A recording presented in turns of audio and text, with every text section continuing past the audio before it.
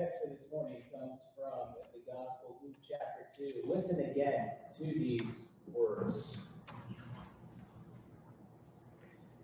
Son, why have you treated us so? Behold, your father and I have been searching for you greatly. And he said to them, Why were you looking for me?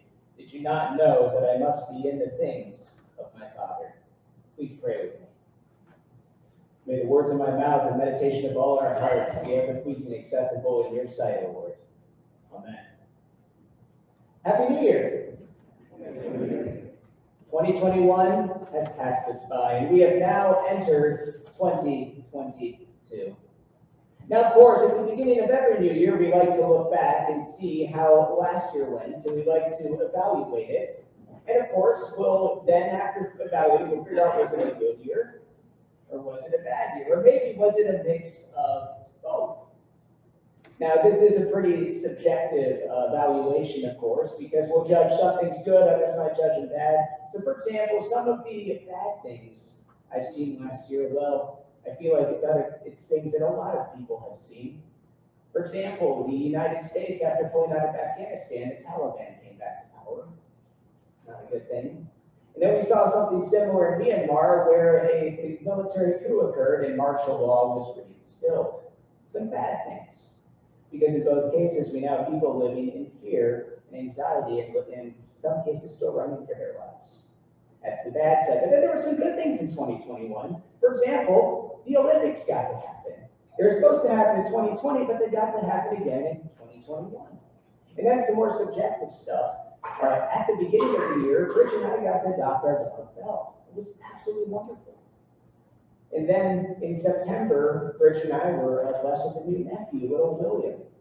He is the cutest little baby you've ever seen. And what a joy it was to hold him in our arms for the first time. And don't tell my sister or brother-in-law this, but one day he's going to be a pastor. Doesn't know it yet, but he will. So again, good and bad. But as we look at those bad moments specifically in the year, it's very easy to ask ourselves a question. For whatever reason, as I was evaluating this last year, I found myself constantly asking Jesus, where were you? Where were you in 2021? In this sermon, we're going to aim to answer that question. We're going to answer it first by looking in Scripture. And then we're going to answer it by looking where Jesus will be this year in 2022. So Jesus, where were you? This was the question asked by Mary and Joseph after being one day out from Jerusalem on their way back to Nazareth from the Passover. Now, you look at this story, and it's very easy to think, wow, Mary and Joseph, that is some bad parenting right there. First up, you didn't even do a head count to make sure your 12-year-old was with you after leaving a busy city like Jerusalem during the Passover. And then you go a full day of travel without even acknowledging him or wondering if he's there or even desiring to make contact. And you only figure it out after a day. Bad parenting. Well, here's the reality of that. If you look at the Middle Eastern culture, that's not the case. Because in that culture, extended families tended to dwell a lot more closely together. Not only geographically, but sometimes even under the same roof. They lived life together so closely that, of course, whenever they travel, they often travel together. And going to the Passover just made sense. That Jesus, Mary, and Joseph were in a large caravan. One, because you did things together, and two, it deterred robbers along the side of the road when you had strength in numbers. So, in truth, what was really happening was that Mary and Joseph, they were trusting. They were trusting both Jesus, that he was responsible enough to be with his extended family, who were probably somewhere in the rear, but they were also trusting the extended family to watch over Jesus, because he probably spent time with them anyways. But then Jesus broke their trust. He was gone. So what did? They pulled him home alone. They got out of their journey. They hightailed it back to Jerusalem and spent 3 days looking for him. And where did they find him? They found him at the temple. Now, it's very easy to resonate with Mary and Joseph, to look at the context here and understand, yeah, I'd be upset too if my 12-year-old ran away. Because their understanding, this is actually one of the key understandings of the text, their understanding was that Jesus is, of course, as their kid is supposed to be submissive. Jesus is supposed to be wherever they expect him to be. And so when he wasn't where they expected him to be, they got upset. But as loving and caring parents, they went to look for him and they found him. And so it only makes sense that when you read that text, Mary just say to him, "Son, why have you treated us so? Behold, your father and I have been searching with you in great distress." Here's Jesus' answer to that. He gives actually a twofold answer, and as in typical New Testament fashion, Jesus answers with a rhetorical question. He actually does two rhetorical questions here. And the first one is, why were you looking for me? If you really think about that question, only two types of kids get asked that. Either a rebellious kid, a rebellious 12-year-old would ask that, or maybe someone who's not of this world. Jesus was the latter. Why are you looking for me? It's as though Jesus wasn't wrong for not being with his mother and father. It's that Mary and Joseph were wrong for not trusting him. For not trusting him. And that seems so backwards in our understanding. Of course, it's going to confuse Mary and Joseph, but then Jesus adds a little extra substance to it in his next question. Did you not know it was necessary for me to be in the things of my Father? Did you not know it was necessary for me to be in the things of my Father? Now, you'll notice I'm quoting that differently than what Pastor Carl read from you earlier. And that's because if you look at the Greek, the word house, the Greek word oikos, isn't in the text. The literal translation is in the things of my Father. So what does it mean to be in the things of the Father in heaven? If we look at that, the best example of what this means is actually Jesus' words found in John chapter 6. This is the bread of life discourse where he's talking to a crowd who, by the way, were also looking for him, and they found him on the other side of the Sea of Galilee. Here's what Jesus has to say about what it is to be in the things of the Father.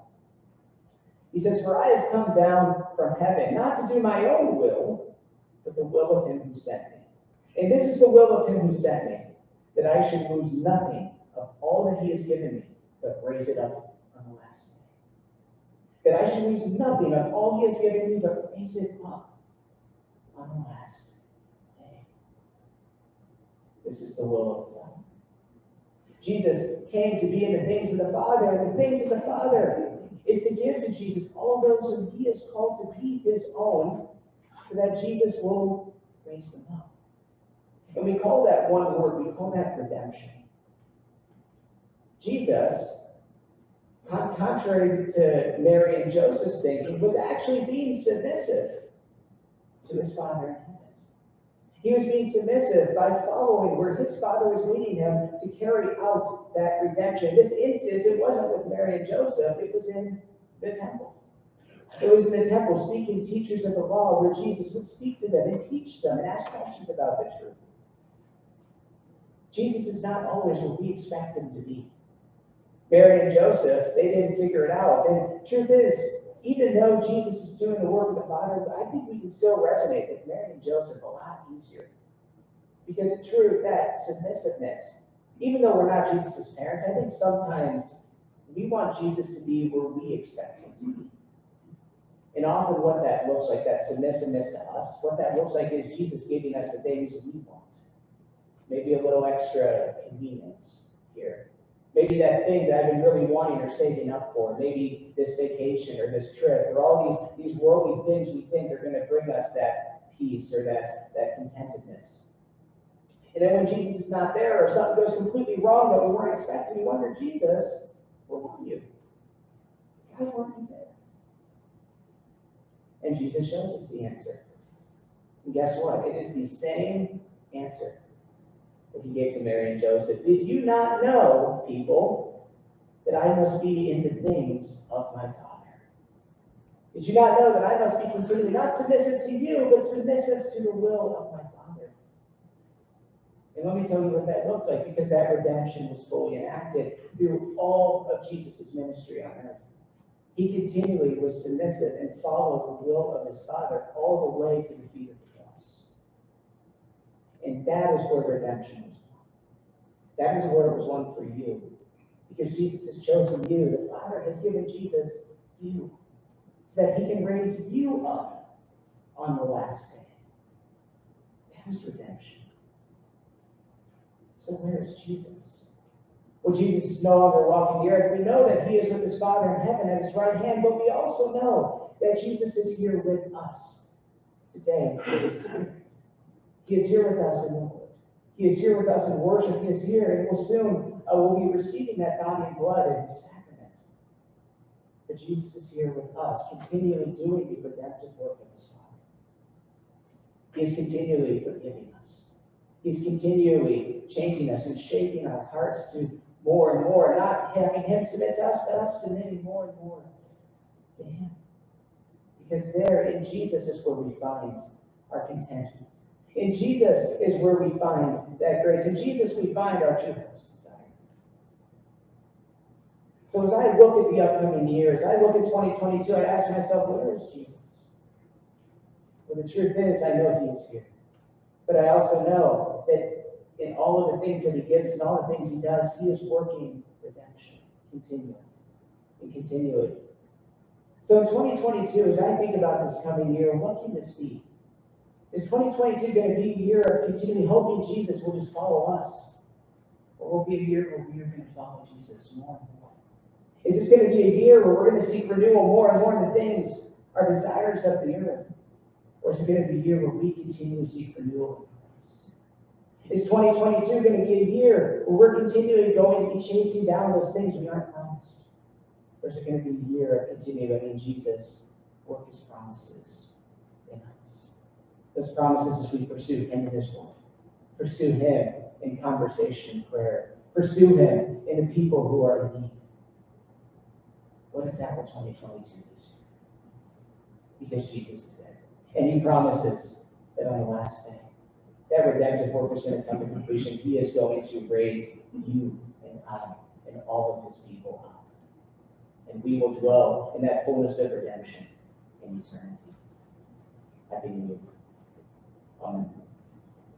We stand for our officials.